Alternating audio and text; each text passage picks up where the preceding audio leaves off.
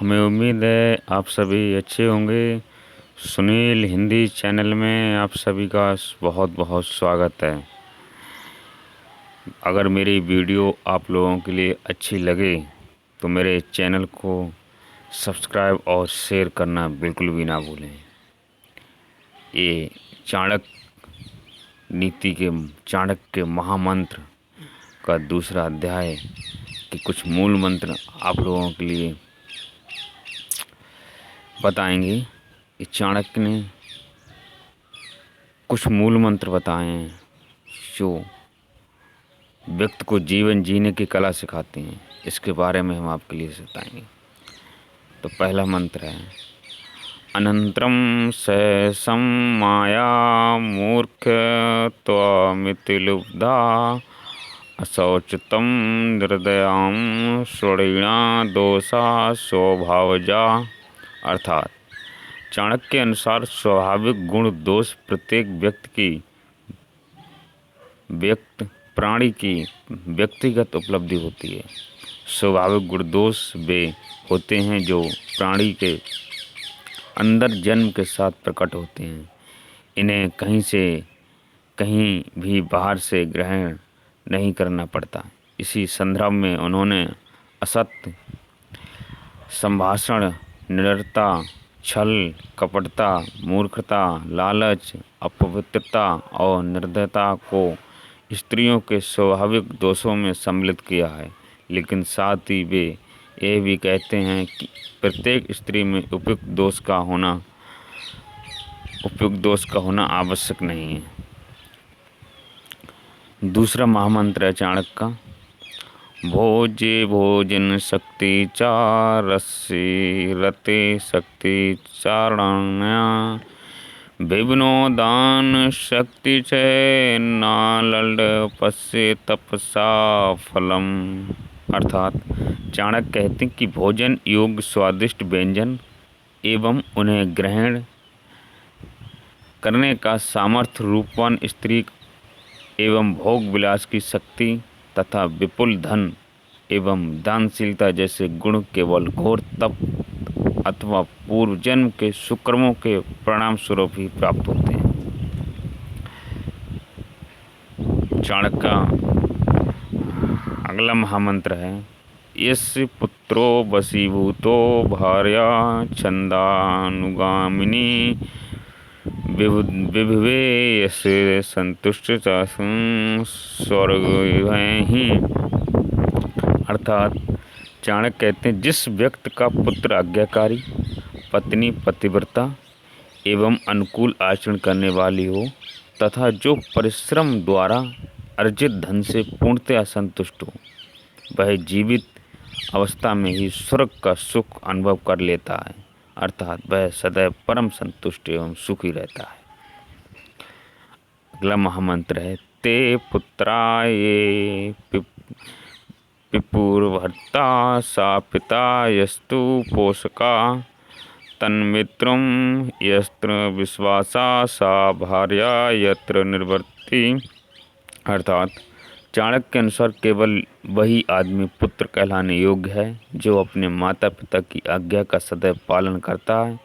वास्तविक अर्थों में पिता के स्थान पर केवल वही मनुष्य योग्य है जो अपनी संतान का भली भांति पालन पोषण करता हो, उनके दुख सुख का ध्यान रखता हो। विश्वसनीय व्यक्ति ही सच्चा मित्र और पति को सुख देने वाली स्त्री ही वास्तव में पत्नी कहलाती है। चाणक्य का अगला मंत्र है परोक्षे कार्यहंतरम प्रत्यक्षे प्रिय वादिनम वर्जेत तादृशम मित्र विषुकुंभ पयोमुखम। अर्थात जिस प्रकार बाहर से सुंदर दिखाई देने वाले फल अधिकतर मीठे नहीं होते, उसी प्रकार मीठे वचन बोलने वाले लोग भी घातक और अविश्वसनीय होते हैं। मुख पर प्रशंसा तथा पीठ पीछे निंदा करने वाले मनुष्य मित्रता के योग्य नहीं होते। ऐसे मनुष्य विष मिले दूध के समान होते हैं। इसलिए ऐसे लोगों से सदैव सतर्क रहें और अति शीघ्र उनका त्याग कर दें।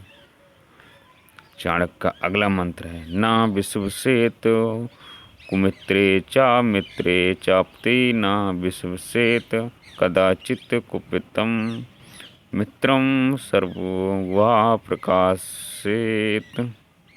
अर्थात यद्यपि चाणक्य के अनुसार निष्कृष्ट मित्र पर कभी विश्वास नहीं करना चाहिए, तथापि उन्होंने अच्छे और हितैषी मित्र से भी सावधान रहने का परामर्श दिया है। इस कथन के संदर्भ में वे कहते हैं कि यदि किसी कारणवश हितैषी मित्र शत्रु बन जाए तो वह सभी गोपनीय बातों को जानने के कारण मनुष्य का अहित कर सकता है। चाणक्य का अगला मंत्र है मनसा चिंतता कार्ये वाचा नैव प्रकाशेत मंत्रेण रक्षेद गुण कार्ये चाणक्य नियोजित। अर्थात किसी अभिष्ट कार्य पर चिंतन मनन करते समय या उसे कार्यान्वित करने से पूर्व वाणी द्वारा उसे प्रकट कर देने से कार्य के पूर्ण होने में संदेह उत्पन्न हो जाता है। इसलिए ध्यान रखें, जब तक कार्य योजना पूरी तरह से सफल ना हो जाए तब तक उसका उल्लेख किसी से ना करें।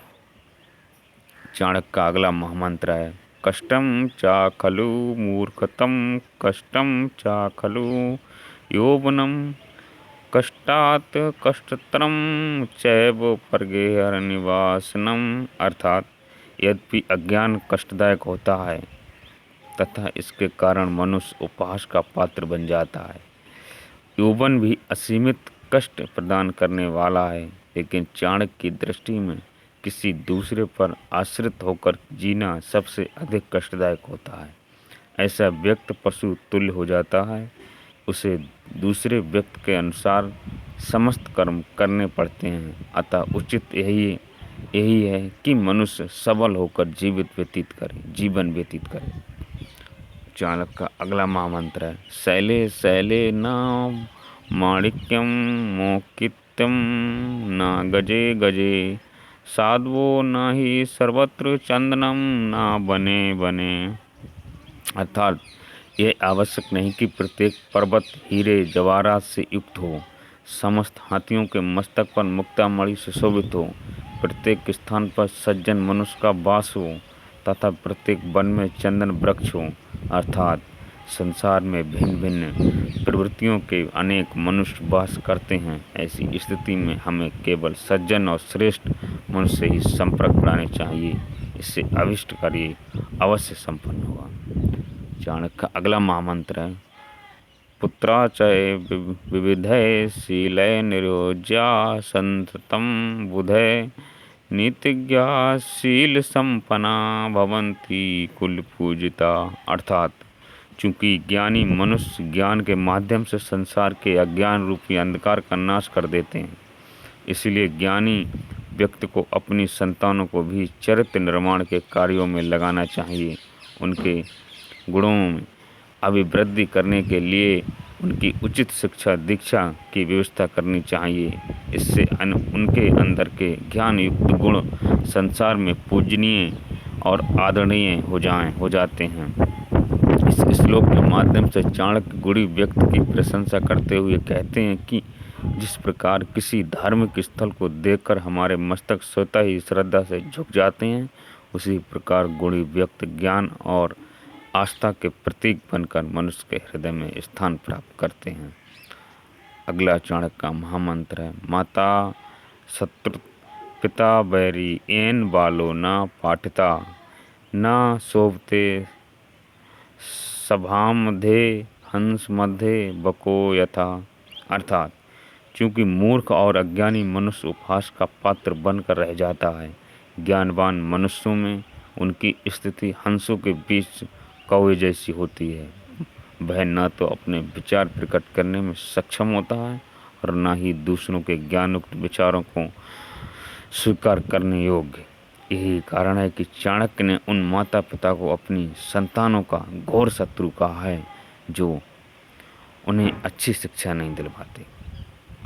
चाणक्य का अगला महामंत्र लाल नाद बहवो दोषा तांडनाद बहवो गुणा तस्मा पुत्र चा शिष्य चा तांटेन तु लालयेत। अर्थात चाणक्य के अनुसार अधिक लाड़ प्यार करने तथा बच्चों की उचित अनुचित अर्थात सभी इच्छाएं पूर्ण कर देने से उनमें अनेक अवगुण हो जाते हैं। भविष्य में ऐसे अवगुण ही बच्चों की प्रगति और विकास में बाधा बन जाते हैं। अतः लाड़ प्यार के कार्य साथ प्रताड़ना भी परम आवश्यक है। एक कुम्हार चाक पर घूमते मिट्टी के लौंदे को कभी प्यार से थपथपाकर, कभी सलाह कर तो कभी पीट कर उसे एक सुंदर बर्तन का आकार दे देता है। बाद में वही बर्तन अपनी सुंदरता से लोगों को आकर्षित करता है। माता पिता को कुम्हार की भांति मिट्टी रूपी संतान का पालन पोषण करना चाहिए।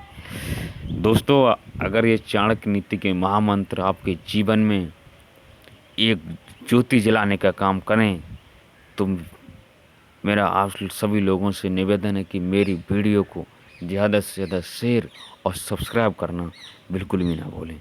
जय हिंद, जय भारत।